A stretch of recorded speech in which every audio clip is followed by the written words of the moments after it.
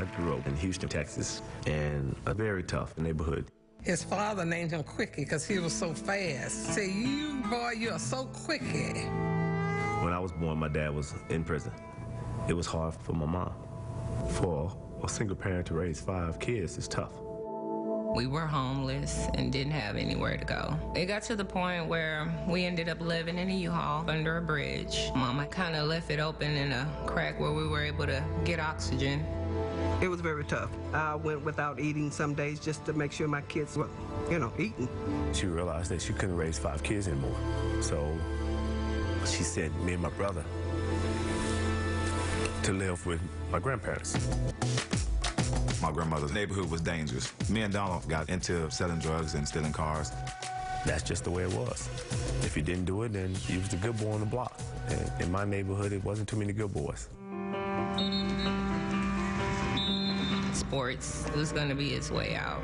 We've never had people that compete like Quickie competed, and that allows him to be successful on the dance floor. Like a true sportsman, you came back and you proved us wrong. Well done. I was a great athlete, but I was always a trouble kid. I stayed a trouble kid all the way through college. The turning point was when I met my wife. My first date with Donald was at McDonald's. That's the only thing we could afford in college. He was kind of a bad boy, selling drugs, and I did put my foot down. Oh, it's gonna have to be either the drugs or me, and if you were not going to, stop that life, I can't be with you. If you love a person that much, you're willing to give up everything to be with that person. And I was willing to give it all up. He just really focused hard on his football because he wanted to show there's other ways to make it in this world, and he did just that. Green Bay Packers drafted me in 1999. Being drafted in the 7th round doesn't guarantee your spot on any roster in the NFL. But knowing how Donald Driver is, I knew that he wasn't going to get cut. When they told me he wasn't fast enough, he ran faster.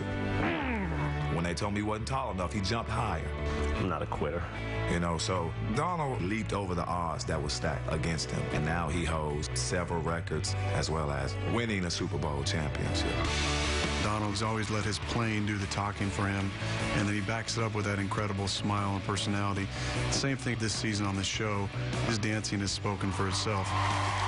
You came out and exploded on this one. Donald, let's get that miracle ball and come on with it. It'll be nice next to the Super Bowl trophy.